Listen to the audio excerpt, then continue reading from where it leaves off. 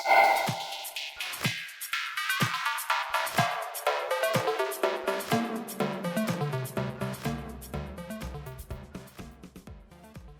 and welcome to Checking the Vitals, a podcast powered by SpecialtyCare. I'm Todd Schlosser, and joining me today is Dr. Jonathan Rasouli, a spinal neurosurgeon at the Cleveland Clinic.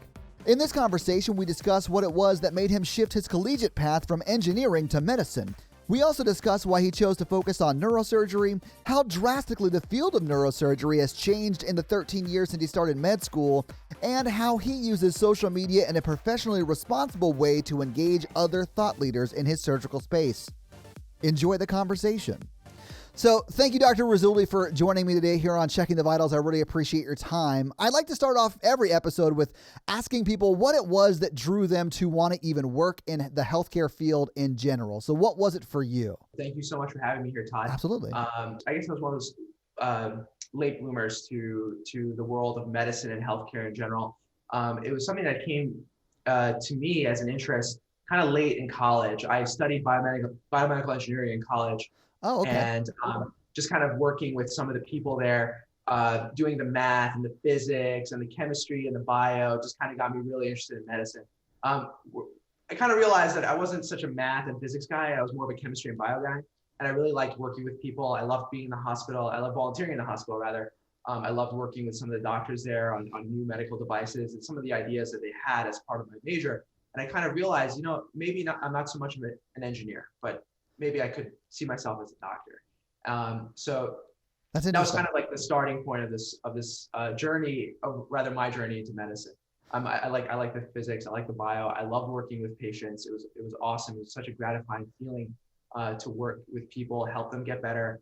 And in particular, just the colleagues and the information and the research, just immersing yourself in a field that was just every day improving. Things were changing and can really be a part of making a difference, which is great.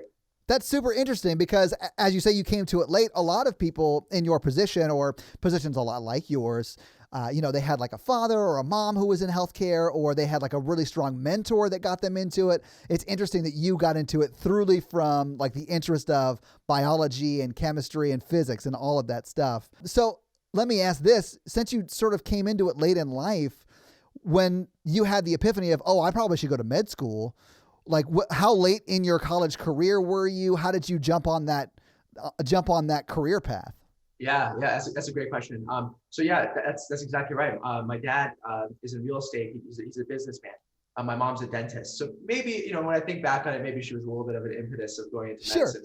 But, it's a little bit different, Yeah. But still, I was kind of towards the end of my second year, right in the beginning of my third year, which was actually kind of perfect in terms of timing. Right.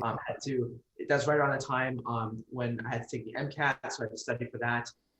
And as part of my major, I had to take all the required pre-med courses. So those, that was okay. It wasn't really that difficult, but it really was. I really had to kind of have a, coming to terms kind of moment with myself to really figure out what I was going to do with my life. So that was, fortunately, knock on wood, it turned out well.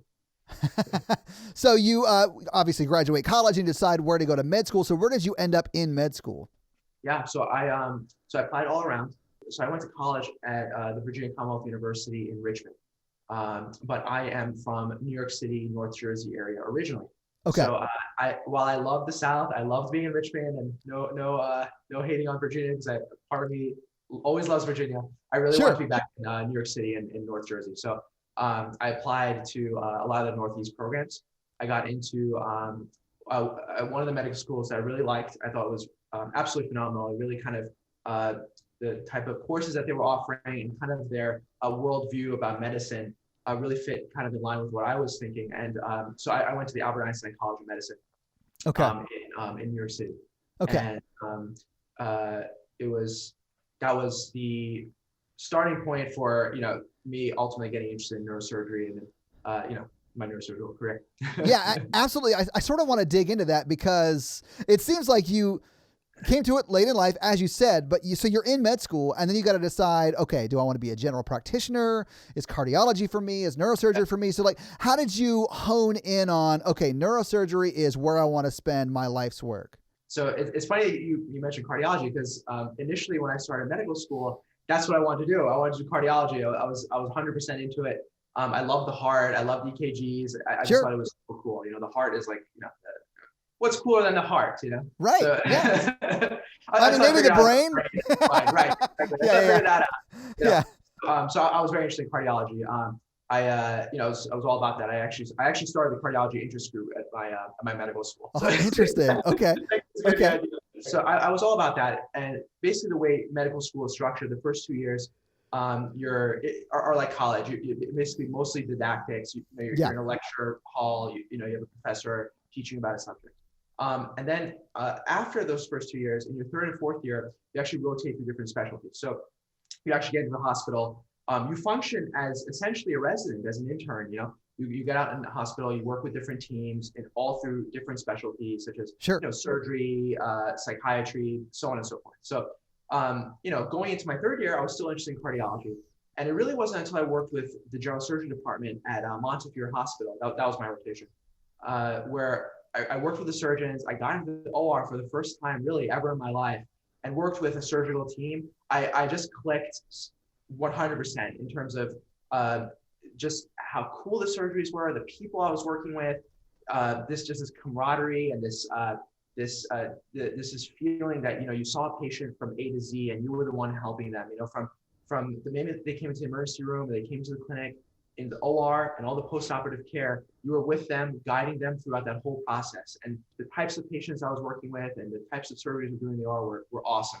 So the way that rotation was structured was you had 4 weeks of general surgery and then 4 weeks of selectives, whatever you wanted to choose. So one of them, and I happened to get into this kind of by random chance, believe it or not, one of those selectives was neurosurgery. And at first neurosurgery is kind of a hard pill to swallow going into it. You think about it, it's 7 years of your life. It's very rigorous, very difficult training. Yes. Very high stress environment. It's constantly high stress, lots of hours, lots of work, 7 years of your life. It's kind of hard for people to, at least for me going into it. No, I understand. I don't really know about this. And it is the longest residency program, I believe. It is the longest residency program. If you exclude, if you include fellowships in certain other residency programs as part of that training, then it's about the same. But if you just look at purely the residency program itself, then yes, it's the longest one. Yeah. So I was a little bit hesitant. I was like, I don't know if this is for me, but I'll keep an open mind. Let's see how it goes. And honestly, Todd, I loved it. I thought it was just amazing. It was one of those, those kind of moments. Yeah, absolutely. Like the clouds parted and the suns hit you, and it was just time to go. Yeah, exactly. I remember the moment that kind of struck me was I was doing a case. It was actually a brain tumor case with Dr. Patrick LaSala over at Montefiore Hospital, and it was the first neurosurgery case I've ever seen. I'd never even been in an OR. I'd never seen a craniotomy or ever seen a brain live, or outside my anatomy class. Sure. And, yeah. He was just so phenomenal. He took an interest in teaching me. He guided me through everything. Everything from A to Z. He talked about what he's doing next, why he's doing it. And I was just floored. I had never seen anything like that before. It was the most incredible surgery. The technology in the OR, the type of patients we were working with, it was so challenging, yet it was so, intellectually stimulating at the same time. And I was just like, wow, this is exactly what I want to do. That's awesome. I'm going to pause here in your sort of career story or maybe your education story just to ask, I can't think of a higher stakes situation than like brain surgery, and like seeing a live brain would terrify me. And it seems like you were like, oh, this is very cool. I think I'd like to dedicate my life to this. So is it that you like those high risk situations and you feel comfortable in them? Or, is it that part of it that drew you to it? So that's a great question. So the short answer is yes. Okay. It's basically, and I'll be honest, I never thought of myself as being that kind of person. It's very interesting that is something that clicked with me as part of some of the things I love about neurosurgery. Yeah. You have to be the kind of person to you have to kind of thrive in that environment, a very stressful situation, but at the same time be able to make decisions clearly and effectively. And sometimes they may not be the right decision, unfortunately, but it's something that you're decisive about it and you're able to commit to it and get from the point of where you're at and get out. It's almost like, I think about it, it's almost being like a captain of the ship in a way. Yes. Yeah. Well, I think you're absolutely right, because you are the captain of the ship. Well, and what you end up doing now, which is a lot of spine surgery and stuff, there's going to be a lot of other people in the room, from, someone who's like an assistant to the surgical team, someone who's there to help you with that side of it, but also like a neurophysiologist who's checking the spinal cord, electrical signal to make sure, the patient's really ultimately, so you don't have to do wake up tests, right? It's sort of speeding along the process. So that there is like a lot of people in that room that you're sort of the captain of. And I will have some questions about that as we get through your, career progression here. So you decide to go into neurosurgery for your residency.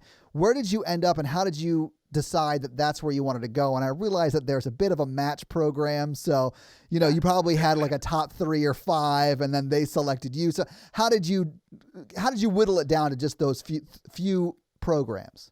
Yeah, totally. So, coming towards the end of my, med school, in the last year of med school, you apply to different residency programs, generally in one specialty. So I was interested in neurosurgery. So I applied to all different programs around the country, interviewed at all those programs.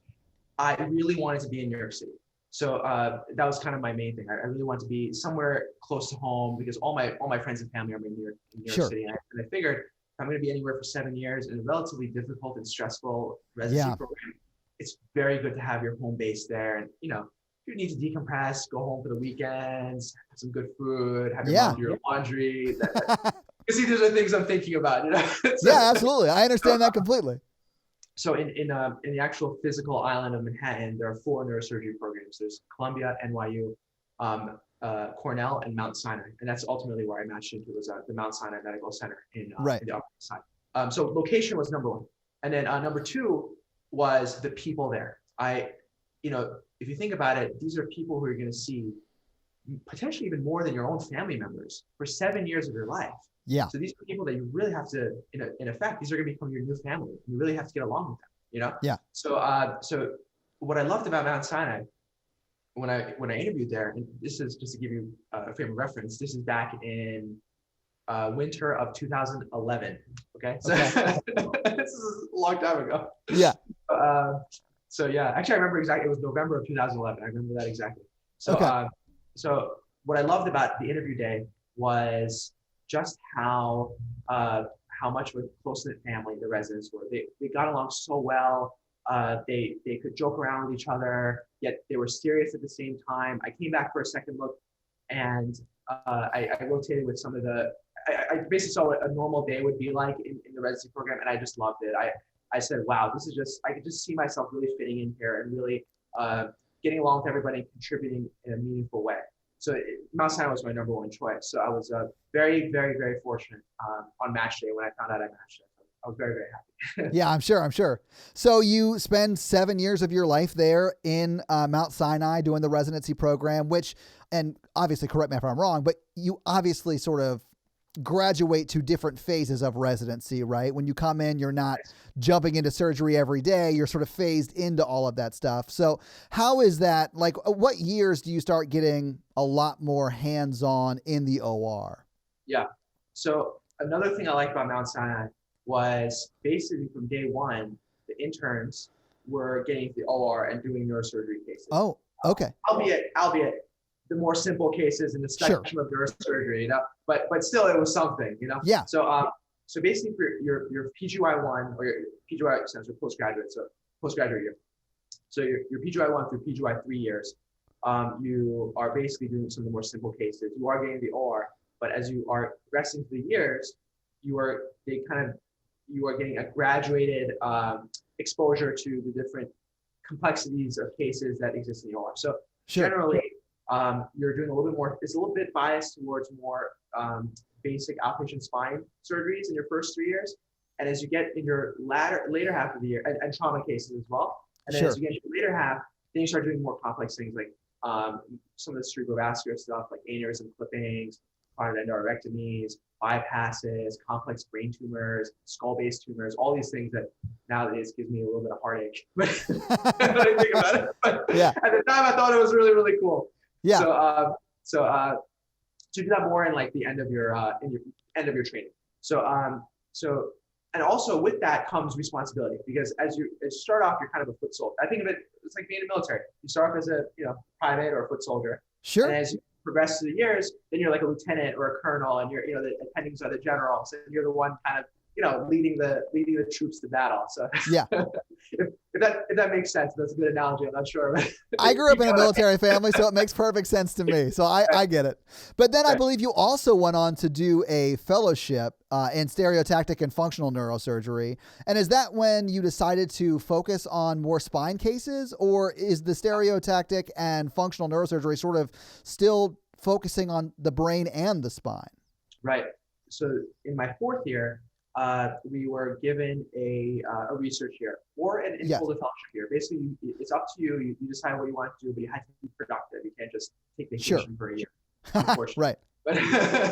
But, so you have to have a plan. You have to run that by your program director, have everything approved. So at the time, I was very interested in functional neurosurgery. And what that is, in a nutshell, is if you've ever seen on TV, and it's becoming more popular nowadays, if you've ever seen those patients with potentially Parkinson's disease, or patients who have you seen those videos of a patient playing like a clarinet in the OR, and then the neurosurgeon is working behind them? Yeah. As they're like stimulating different parts of the brain, you see like they're getting different responses with their instrument playing. So that was what I was interested in. So specifically deep brain stimulation. What that is for patients with certain movement disorders like Parkinson's or dystonia. We found that we can place electrodes in the brain. It's very specific areas, stimulate these areas, and get a very, very stereotypical or desired response. So it was amazing. And I mean this sincerely, it was incredible to see patients whose lives have been devastated by Parkinson's, who are on all kinds of medications, getting not great benefit. And they're running, they're like at the end's rope, they're just like, they don't know who to turn to. And you can do a relatively straightforward procedure, and you can make such a meaningful, they're like a different person. You don't even recognize them. They're so much better. They're so thankful. It was such a wonderful thing. I loved it. So at the time, I explored a year of that. I did that with Dr. Brian Coppell at Mount Sinai, who was a phenomenal teacher, phenomenal mentor, and I was very interested. Now, so I was in my fourth year. In my fifth and sixth year, I got to work more with one of the spine surgeons at Mount Sinai, who's actually now at he transferred over to Houston. His name is Dr. John Caridi. I worked very closely with him. Just as part of the way, it actually happened to be more chance. It just happened to be that my more senior residents who get first pick in the ORs when the OR list comes out, they're more interested in more brain tumor cases. So I got to work with Dr. Creedy on more complex spine cases, and working with him and doing those cases and seeing those patients, seeing how they did. I honestly just loved that. I saw myself. It was like everything lined up and clicked, and I knew that that's exactly what I wanted to do.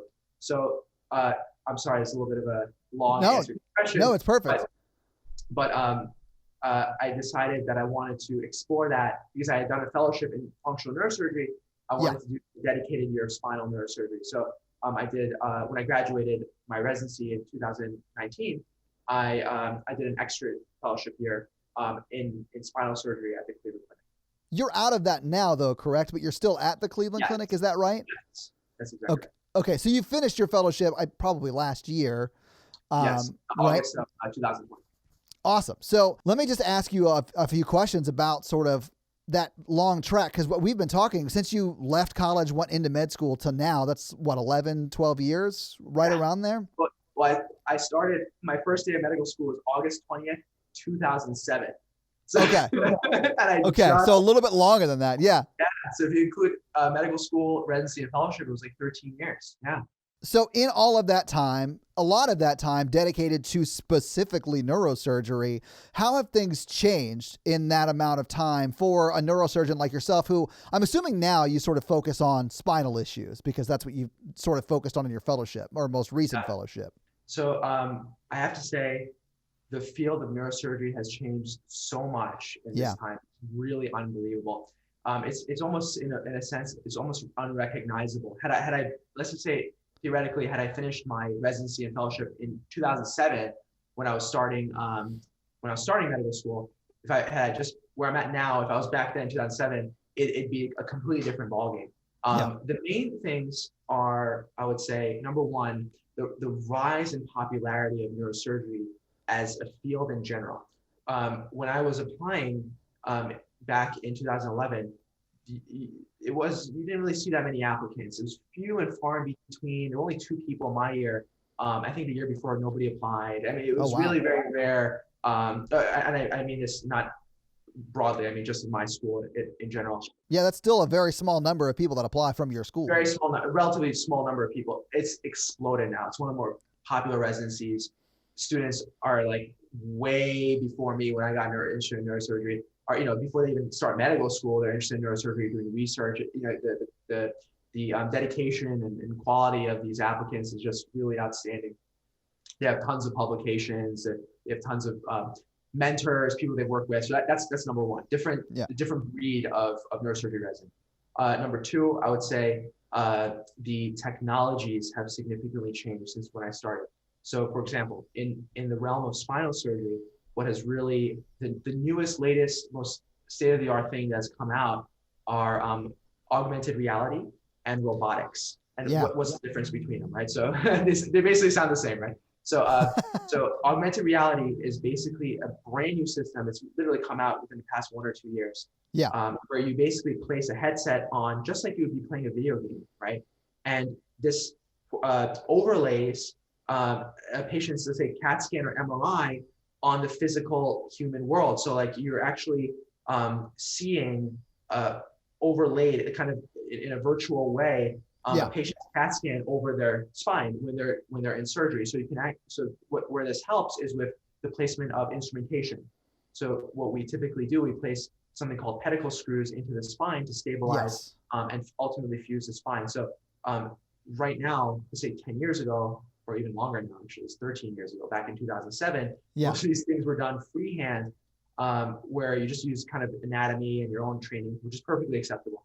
Or the kind of the earlier stages of navigation, which we have now, which is much better, to neuronavigation to place these screws.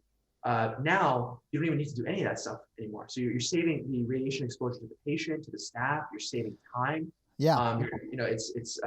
It's very safe, it's effective, it works great. It's probably almost real time as well, instead of having to have, that waiting for that feedback.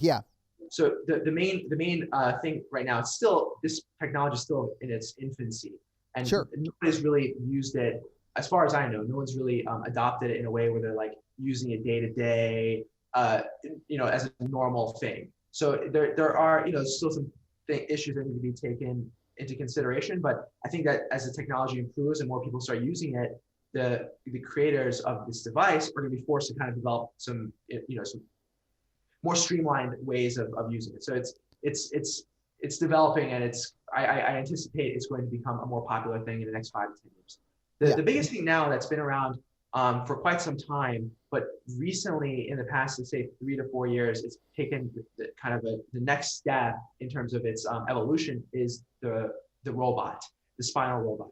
So when people think of robot, they think of the Da Vinci device, which is typically used in urology and things like that. That's been around for a long, long, long time. And what that is basically is a robot where a surgeon is essentially sitting at a computer desk, basically, and controls the arms of a robot with their own hands. So you're basically, in effect, you're using the robot as a surgeon. The robot's doing the surgery, making the incision, dissecting down, yada, yada, yada. This robot is a little bit different. What this robot does is it doesn't do the surgery for you. What it does, it basically assists you. So instead of you placing pedicle screws, for example, freehand, or doing osteotomies freehand, you use the robot to bring you to the right location to place these things. Okay. So the technology is fantastic. It works well. But again, it's one of those things where there's always whenever you have new technologies that are introduced to any market, you always have a battle between kind of the older surgeons and the way they used to do things. They're not usually going to be the ones to adopt this stuff, right? Yeah.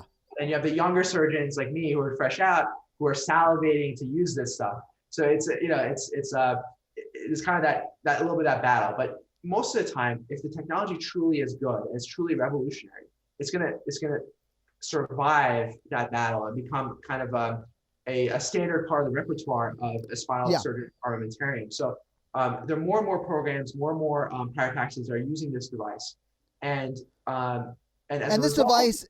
just to make sure I'm clear, this device is more like, instead of being the surgeon, like the Da Vinci robot is, and when I say the surgeon, I mean the surgeon is operating it, but it becomes sort of like an extension of the surgeon. This robot is more like navigation, sort of like GPS for here's exactly where you should put the screw, and not like turn right at the next street. It's like within millimeters, I'd imagine, because if you're off by millimeters, that can cause a huge difference when you're putting a screw into someone's, spine, I'm assuming. If you're a few millimeters off, you can really change that person's life forever. That's the thing. So that's exactly right. And so the main robots that are out right now are the Maser that's made by Medtronic, and the Excelsius GPS that's made by Globus. They have other robots that are out. There's the Rosa robot made by Zimmer Biomet, but those are the two main ones. Okay. The Maser and the Excelsius GPS. So there's some nuances and differences between them, but in general, what they do is they assist with the placement of instrumentation. So it really cuts down on for really complicated spinal deformity cases or vision cases where the anatomy is all distorted and very, very difficult. It really provides a lot of intraoperative confidence and accuracy in a situation that would normally be almost untenable in a way. It'd be very, very difficult. So it really has worked well. Now, I realize that these devices are relatively new, but where do you see the field going as far as innovation, whether it be robotic or, instrumentation, or whether it be technique? Where do you see it going over the next 2, 3, 5 years? Yeah, it's a great question. So there are two things I would say. One is that these technologies, the robot augmented reality, are going to improve to the point where there's not so much, there's a lot of work that goes into getting these things ready for a game day. A lot of work, and it can be off-putting for certain surgeons. Surgeons are very impatient people at baseline, so they're not going to want to sit down and go through all these things, upload this, change this, edit this, plan it. They're not going to want to do that. So they're going to want to just boot it up, and then just go ahead and just do it. So that's sort of plug and play ready. Yeah. Plug and play, exactly. So it'll get to that point, but we're not quite there yet. So that's number one. Get these devices to be plug and play. Number two is, so the concept of spinal fusions, right, has been around for decades. And the instrumentation that we're using, pedicle screws, that's like the main way that we most people are achieving, let's say lumbar or low back fusions. That's basically the bread and butter way of doing a fusion. Sure. This technology has been around for almost as long as I've been alive, and it really hasn't seen much improvement or change. I mean, the screws are a little different in terms of their pitch and their outer diameter, things like that. But it's basically the same technology we've been using since the late 80s, early 90s when this instrumentation was first introduced. Yeah. In many ways, we're reaching kind of the end, I'd say, of the spinal fusion era. And what's going to be, what I think is going to be, again, I could be wrong, I don't know, it's just what I see from my own observations, that we're going to reach the next era of replacement surgery. And what I mean by that is, look at orthopedics, right? Yeah. When people have broken hips, broken knees, what do? We do arthroplasties. We replace those joints, right? The concept of fusing a hip is something that's become very passé now. Now everything's been replaced, right? So why hasn't that come to spine? Why are we still fusing parts of the spine, right? Why can't we figure out a device that can replace the joints, replace the discs, replace the vertebral? You know what I mean? So those things do kind of exist, but they're not really quite, I would say, ready for prime time just yet. Or the studies that support their use are not studies that are really widely accepted. They're generally industry sponsored with many conflicts of interest, and you don't really know if these are the best. As a surgeon who's looking to make an unbiased opinion for your patient, you don't really know if this is necessarily the best technology. So what you do is you kind of default on what's tried and true, and that's right. So, I anticipate that that's going to be the next kind of era of spine surgeries, is more looking things similarly to like disc replacements, joint replacements, just like orthopedic surgeons do. But we need technology first. So just to clarify, for my sake, and the listeners maybe, but you're talking about literally replacing maybe a disc in the spine instead of fusing it, right? So sort of like you would change out like a hip socket. And I say change out like you're getting a tire changed. It's a bigger deal than that. But like changing out a disc in your spine is sort of what you're referring to with some sort of implant or replacement. Okay. That's fascinating. They actually have that technology now. So they have that for the cervical, for the neck, the cervical spine, and also for the low back or the lumbar spine. They're called arthroplasties. Okay. So you have a cervical disc arthroplasty and a lumbar disc arthroplasty. And what that is literally a little device. It looks like almost like a little circle, basically. So when you do surgery, in the same way that you do a spinal fusion surgery, it's the exact same approach, essentially the same everything. You take out the degenerative disc, or degenerated disc. You take that out, and then you replace it with this metallic slash plastic implant that is supposed to simulate the viscoelastic as well as the movement properties of, let's say, a normal human disc. So in a way, if you think about it, that's kind of ideal, right? I mean, you're basically taking out a bad disc and putting in a brand new one that theoretically will last the entirety of that patient's lifetime. And those technologies do work. There are some good studies out there that show that they work. But are they widely adopted? Are they used in the same way as spinal fusions? No, not really. The indications are smaller than those for the traditional, let's say, spinal fusion in the neck. So, again, when you are faced with going with something new and something that's tried and true and has been around for 50, 60, 70 years, and that's what you did in the majority of your fellowship and training, you're going to generally just default to that. So, well, and then defaulting to that is what causes people not to do the new technique or surgery or disc, right, as much. So you don't have as much data on that surgery to then reference to say that is maybe what we should be doing as a standard of care, right? So it's this whole dance of, I don't know if I want to risk it unless it's like perfect for that specific patient.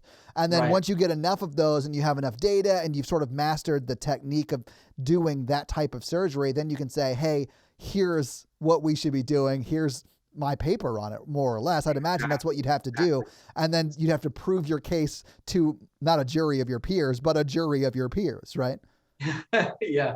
At the end of the day, honestly, you think to yourself as a surgeon, do I want to experiment on my patient? And the answer 9 out of 10 times is no. Absolutely. You really want to see like at least 10 years in general of data to show that these things are durable, because if God forbid, maybe most of the early studies are 1 or 2 year follow-up, if even that.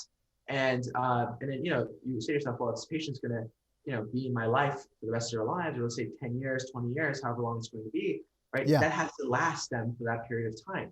So, if you want to, that let's say a fusion surgery will be good versus an arthroplasty, which may potentially, actually there are new studies coming out now with really long-term data, which look great, by the way. But let's say theoretically, something new and brand, you don't really know if this thing is going to last. It's a hard one to swallow. Yeah, no, absolutely. I definitely could see this is something that you're interested in. It's probably because you have that biomedical engineering background in your sort of collegiate life. So like I can see that coming through here, which is it's very, very cool. Stuff, so. Yeah, no, I've talked to other and actually spinal neurosurgeons who get really excited about screws and what they're made of and like why it's important that they're made of a certain thing. So like I think that is awesome. And listen, if I need a surgery, I want someone who is just a nerd and is super excited about that specific thing, right? You want to go to the best, and who's going to be the best if not someone who is like super jazzed about that specific thing. So like I think that's exactly how it should be. So we've talked a lot about sort of how you sort of grew up, quote unquote, in your surgical career and a lot of the devices that you've been using. So what is it that you do day to day with your patients, or for your patients, I should say? Sure. So I'll preface by saying I graduated fellowship relatively recently. I graduated fellowship in August of 2020. And I was asked to stay on as an attending at the Cleveland Clinic. So I stayed on at the same institution where I did my fellowship. So it's been great being here in Cleveland, I have to say. And working for the Cleveland Clinic has been an absolutely phenomenal experience. So my interests mainly in spine surgery are minimally invasive spine surgery and and robotic spine surgery, and also complex spine surgery. So it's kind of the whole, basically I'm interested in everything in spine surgery. Yeah. It's just kind of the whole range. But I really, the two things I really like the most are, one, I like the state of the art, the newer technologies. I enjoy learning about them, reading about them, using them in my day-to-day practice. And in particular, with minimally invasive surgery, you're getting the best of both worlds. You're able to accomplish many of the same goals in most cases as open surgery, but you're doing it through smaller incisions, less patient downtime, less patient being in a hospital, less blood loss. I mean, the benefits are all there, basically. There are many studies showing these things. And patients they like it. I mean, if you're faced with a decision of, if you could accomplish the same goals through a smaller incision, less surgery, and less, let's say, quote unquote, injury to your body, right? Because any surgery kind of injuring the body in some absolutely old way, but you're doing it. 9 out of 10 people are going to choose a minimally invasive option rather than open surgery. Now, that's not to say that sometimes patients have complex, big issues that need big open surgeries. I mean, that's ultimately, our default. But my interest is to kind of see what I could do for my patients, whatever the best surgery is, either it's open or minimally invasive or MIS, and really try to help them in that way. So what I've been trying to do here at the Cleveland Clinic is really boost the minimally invasive program, as well as a robotics program, and kind of get us to the next level of spinal surgery that we've been talking about in this interview. Absolutely. I did want to bring this up too, because I noticed that, and I only bring this up because it's somewhat unique to a lot of, I sort of think of surgeons as sort of like high-level athletes, and it's sort of unique that you sort of have a Twitter account and you are very active on your Twitter account. So is that something that you have just always had? And you are, I think, you just finished your fellowship, you're sort of newer in your career. Is that something that you have always wanted to keep going? And have you always thought of yourself as, I want to be a thought leader in the space, and what better way to do that than to help disseminate this information? Is that sort of your goal behind that? I know a lot of surgeons are timid when it comes to the public, and I understand that. So it just seems like that you are not at all abashed about that kind of stuff, or you're not at all concerned about that, which I thought is awesome. So what is it that I guess makes you comfortable with that, whereas other surgeons may not be? Yeah, no, that's a great question. So, you're asking about the importance of social media in a surgeon's basically in their practice. So I will say that I think with almost every, I don't even really know a single person in my life, and this is including my dad, who's in his 70s. Everybody I know has some sort of social media account, whether that's Facebook, Twitter, Instagram. We really want to go back, MySpace and that kind of stuff. Everyone at some point in their life had a social media account. Okay, it's a very good way it's a very effective way of communicating information and kind of staying with your finger on the pulse of some of the recent events that are happening in any field that you're in. So when I was in medical school, this stuff didn't really exist, or really didn't exist in the way that it is now. And it wasn't really until kind of mid-residency where I initially started with Twitter. I had a Twitter account. I used it just to kind of see I used it just to get updates on some of the spine organizations and some of the people I was following who are prominent in spine surgery, just to see what they had to say. And what I liked was the way that they use social media. They use it in a way to communicate information that was useful, as well as was educational to people who are following them. So, like, for example, one of the people I followed early on was Ali Bosch. He's one of my colleagues, one of my good friends, and he's also a spine surgeon in Arizona. And what he would do is he would post cases of spinal surgeries he either saw in the emergency room or clinic, and he would ask people what they thought they should do. And then he would give us a little spiel on what he thought was the best thing to do, and people would debate and argue. And I really liked that. I thought it was excellent. It was really, really used well, as compared to, people taking selfies of themselves. And, that I felt like was not really such a good use of social media. So with that being said, I made, I kind of built my Twitter account to kind of go along with that avenue, to kind of keep it educational and being able to give medical students and residents, fellows, and other attendings a way to, we can kind of communicate with each other and ask each other questions about things and papers, and have an open forum to that's public as well. People can read it and to kind of convey that information. Because at the end of the day, if you're looking for a surgeon, you're looking for a doctor, anybody really for that matter, you're gonna. How do most people find them? You go on, generally say Google, you type in the doctor's name, and you look at the first links that pop up. And if you have a good, healthy social media account, I think it's only beneficial in many ways. Again, you got to be careful about some of the things you show. I would say, there are healthy ways of having a social media account. Absolutely. Not such good ways of having social Absolutely. media. You don't want to alienate anybody or potentially offend anybody with some of the things that you post. But I think that if you use it in a good way, it can be very beneficial. Now, that being said, I cannot think of a single person who I've seen in clinic who has said, I came to you because of your Twitter account or Instagram account. Sure. But I don't think it hurts in any way. It's definitely, like you said, it keeps you communicating with people who normally I would never even have the chance to say hello to them. I can talk to, let's say, for example, Praveen Mumineni and Chris Ames over at UCSF, preeminent thought leaders in spine surgery. I can share ideas with them, with Ali Baj, John Shin, Koi Tan, all these amazing spine surgeons. I go, at my fingertips, able to send them, hey, what do you think about this? Normally I would never be able to do that. I would have to be reliant on different avenues to communicate with them. But here it's like you can talk to amazing individuals just at the touch of your fingertips. So it's great. If social media as well, it can be very beneficial. I absolutely agree. And it's just not something that a lot of surgeons, I think, do yet.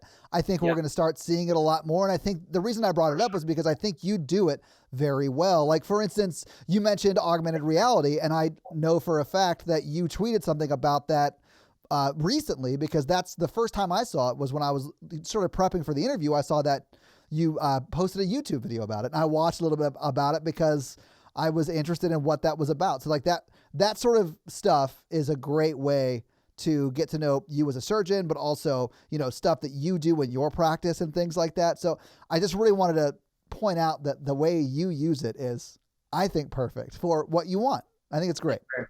Let's close with that one final question that I talked about earlier. So if you were talking to someone who was considering neurosurgery as their residency program, obviously they have a general interest in it, but they're, should I do this? That's the question they're coming to you with. What advice would you give them?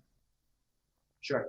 So I would say there are a couple of things. I would say one, ideally, so I'm a little bit different in the sense that my interest in neurosurgery came much later in my medical school career. It came in my third year. The earlier you get interested in neurosurgery, the better it is for you to get involved with the department at your medical school and get involved in research. You want to start early, you want to stay focused, and you want to stay kind of in touch with the department and work with the attendings and the residents on projects as well too. One of the things that we're looking for are people who are good team players, they're problem solvers, and are a good cultural fit for the program that they're applying to. So that's number one. Number two, I would say perseverance and don't get discouraged. It's a long road. It's difficult. It's 7 years of your life, maybe 8 or 9, depending on if you want to do fellowships, right? But it's an amazing field. It's one of the most rewarding fields, and you will not regret a single day in your life if you match into this. So you never work a day in your life if you love your job, right? So this is one of those. So I would definitely not think of the 7 years as being anything bad in any way. It goes by like this. And the work, it is difficult, it is stressful, and it can be tiring at times. That's why I would say if you have a choice and if you are able to start early and are a strong applicant, you want to really focus on location. You want to focus on the people that are there working with you, because they're going to be your family. They're going to be your brothers and sisters for 7 years. So you have to make sure these are people you really want to be part of your family, not people that you're like, it's okay, I'm only going to see my work. No, these are going to be people you're going to be interacting with every minute, every hour of the day. So and during good times and bad times, they're going to be there with you. So those are the two main things you want to look at when you're applying for residency programs. But other than that, you want to try to get, like I said, start as early as possible. You obviously have to have good grades, good board scores. Those come with the kind of the name of the game. Yeah. But in terms of, I get a lot of questions from applicants about, what should I look for in a residency program? You're going to get excellent training no matter where you go. All these programs are ACGME accredited. They're accredited by national boards. So you have to be standardized and meet a certain requirement. So you're going to get basically excellent training no matter where you go. The main things you should focus on are location and the people that you're going to be there with. So you want to be, both those things have to be in play in order for you to have a good 7 years. Otherwise, it's going to be a difficult 7 years and you're not going to be very happy. Fair enough. Well, Dr. Rasouli, thank you so much for taking the time to be on Checking the Vitals. We really appreciate it. Absolutely. Thank you so much for having me. Absolutely.